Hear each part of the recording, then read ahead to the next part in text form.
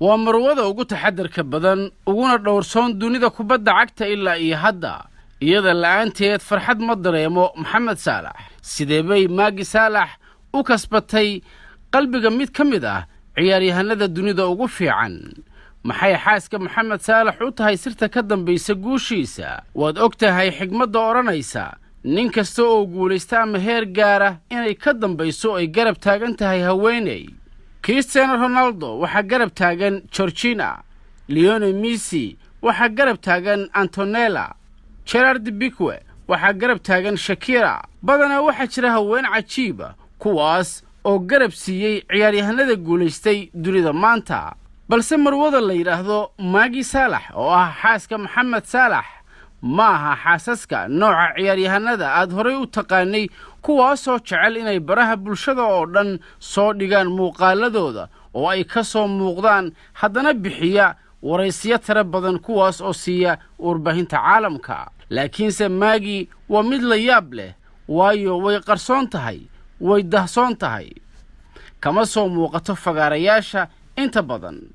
4 jeer oo kaliya ayay ka soo muuqatay fagaarayaasha 2 jeer waxay ahayd xafladii dhamaadka xilli ciyaareedka England gaar ahaan tii Maxamed Saalax uu ku guulaystay Golden Boot goolalinta Premier League Ingiriiska 2 jeer kale ee goob fagaara ah ka soo muuqatay ama lagu arko waxay ahayd garoonka Liverpool ee Anfield ciyaartii finalka Champions League ay ugu gudubtay Liverpool oo ay Barcelona uga adkaatay 4-0 ciyaartaas oo ahayd mid taariikhi ah markii Maxamed Saalax uu ciyaariyay kooxda Basel ee dalka Switzerland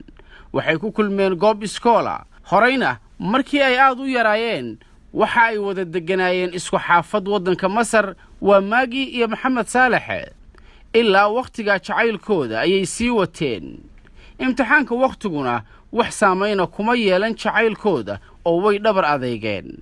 Maxamed Saalax iyo Maagi waxay isguursadeen sanadii 2013 Maxamed Saalax wuxuu noqday ciyaaryahan caan ah balse caannimadiisu waxba kama bedelin isaga ilaa iyo hadda Maagi waxay ka howlgashaa shirkad ka shaqeysa arrimaha biotechnology-ga waa arrin cajiib oo ay kaga duwan tahay dhigeeda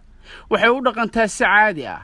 oo aan lahayn isqaadqaad lehna qalbi wanaagsan naxariis badan waxay waqtigeeda ugu badan ku bixisaa howlaha qoyskeeda waana sababta ugu weyn ee Maxamed Saalax uu aad ugu jeclaaday Maxamed Saalax qoyskiisa si xad dhaaf ah ayuu muhiimad u siiyaa laakiinse waxa ka go'an siduu sheegay isagu inuu jacaylkiisa iyo qoyskiisaba ka ilaaliyo kaamiradaha shaashadaha TV-yada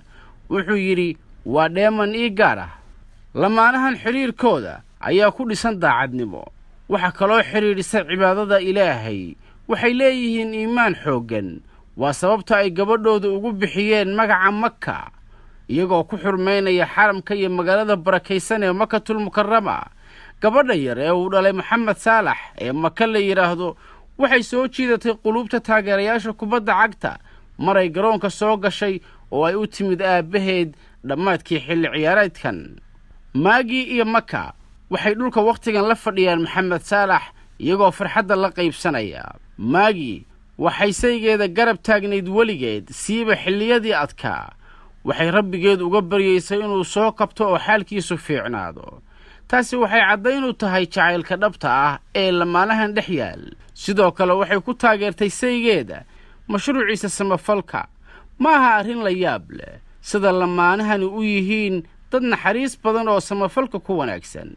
Maxamed Saalax waligiisu ku fiicnaa arrimaha bini'aadanimada ilaa iyo yaraantiisii markuu 10 sano jirka ahaa waxa uu la tababaranayay naadi xaafadiisa ku yaalay halkaas waxa ka dhawaa ay wata dhal yar maalin kasta cunno ayuu u soo iibin jiray aydaasi uu ugu quudiyo sida laga soo wariyo waxa lagu tilmaamaa shakhsi nadiif ah bini'aadanimo u saaxiib oo naxariis badan dhinaca dabeecadana waxa lagu tilmaamaa shakhsi mutawaadic sidoo kale xaaskiisa ayaa kala mid ah sifooyinkan aan soo xusnay Maxamed Saalax wuxuu ka mid yahay ciyaaryahanada dunida maanta ugu fiican guushiisana waxa la xiriiriyaa xaaskiisa Maagi waxaa jira ciyaaryahano badan oo muslim ah oo dunida caanka ah muxuu kaga duwan yahay Maxamed Saalax ciyaaryahanadaas